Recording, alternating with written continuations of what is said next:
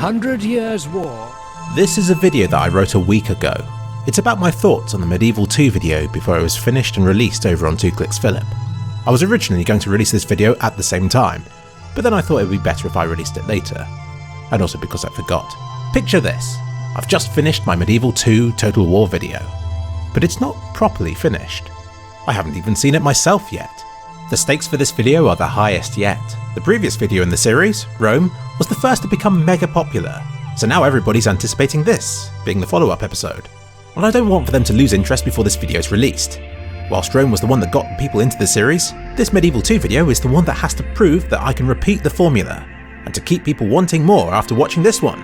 After its release, I think I can rest a little easier. I can then just focus on building up the number of episodes, and leave all the worries for the series finale, which will have to be the best episode the world has ever seen. No pressure.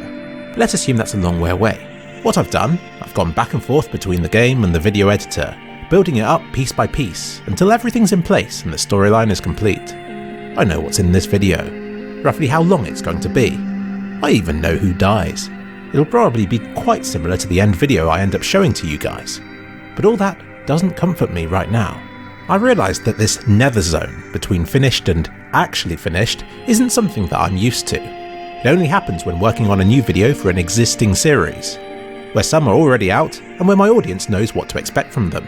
Since most of my videos are standalone things, I don't have to worry since there's nothing to compare them to. I can just work on a video, see how it turns out, and be happy with that. But a new Total War video, whether it's fair or not, will be compared to the older ones from the series, and whenever writing new content for it, I'm painfully aware of that. I honestly think this added stress and expectation is why I find it hard to stick to a series. Think going low in CSGO, where each episode had to one-up what came before. So this Medieval 2 video, it's finished as in it's ready for me to see, but isn't ready for other people to see just yet. There is no way to know how this kind of video will feel until viewed in its entirety. Individually, segments might be entertaining, but when featured in the same video as each other, they might clash or just seem odd. There are always jokes that fail when viewed as part of a larger video. In my older content, I cringe at sentences that are blatantly used as filler, or that even end up detracting from what's being shown on screen. It's something I feel I've gotten a lot better at with this Total War series, but with going low in CSGO, these filler lines are now painfully noticeable to me. And then there's the story element. People expect a plot to these Total War videos, which means they end up being a difficult mix of scripted and spontaneous. I can't just play the game. This isn't a let's play. Instead, I set myself a goal. This will help to set the pace and to inform the viewer of what I ultimately want to achieve. If I see an opportunity to make the journey there more interesting, then I'll take it. But ultimately, I have to go with what the game gives me. This unknown element is scary to base a video around, especially when I rely on it to provide the entertaining content. And especially when it's for a series that the viewer already has expectations about. But I think I've learned that I should just go with what the game throws at me, rather than to oppose it. Some of the most entertaining segments of this video, in my opinion, are where the game refuses to let me do something. As an example, this game crashes. A lot. I wanted one guy to be the hero of this video, and indeed he did win all of his battles, but each would then lead to a crash, which would force me to reconsider the fight, and it would always end up as a loss for him. This was incredibly frustrating for me at first, but then I realised that a military genius cursed with crashes was a much better storyline to follow, and does even lead to a strong end to the whole video.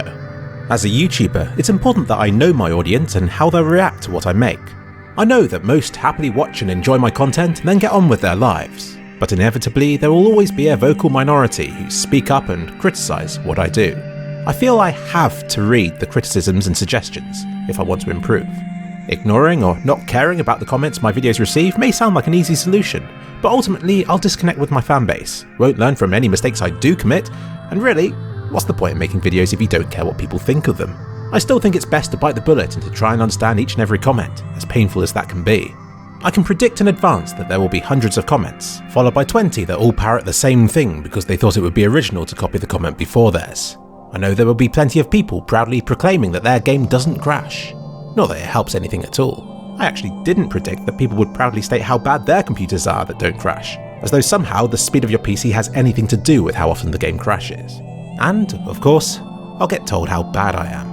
Of more of a concern to me though are the people who genuinely enjoy watching the series. I want to make these people happy, which can actually be made harder if they enjoy what I've already made. You see, I like to mix things up with the series, but there are some who simply want more of the same. As an example, in my Medieval 2 video there's a poem, a dramatically filmed black and white bit, a pixelated sequence and a diplomat dance. But some people may be expecting a flashback like in the Rome video, and to these people, not having the same kind of flashback sequence in my Medieval 2 video immediately renders it inferior and incomplete. They're not wrong. I like flashbacks too, and if they want a series where each episode repeats the same sequences and general narrative template, I'm going to disappoint them.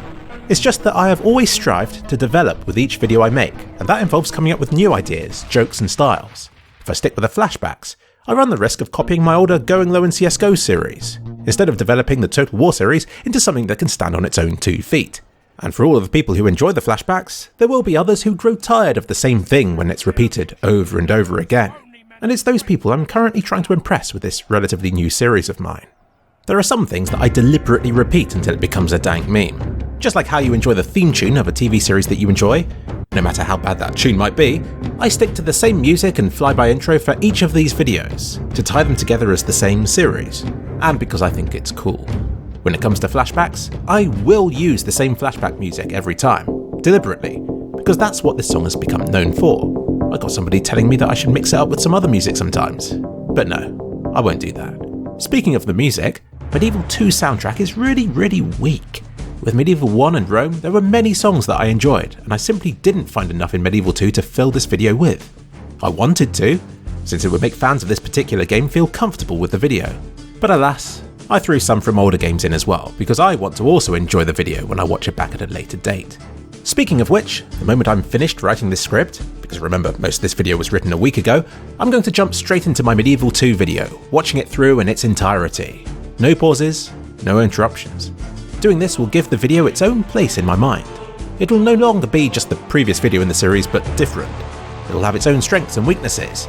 I'll then watch through it again, adjusting it in the editor as I go to build on those strengths and to iron out its weaknesses. Within a few hours I'll probably be happy with it. Even if it isn't regarded as the best, I hope that it'll still be a valuable addition to the series, and that, by the time you've seen it yourself, I'll have stopped caring about the doubts and worries that I've shared with you about its development in this video. And if you find yourself in the same predicament, maybe you're working on a series yourself and the expectations have become too high, then here's the advice I'll give you. By all means, learn from your older projects, but don't compare what you're working on now with what you've already finished. Instead, learn to love it for what it becomes. Put your worries aside and invest that time and effort into making it the best version of itself that it can be.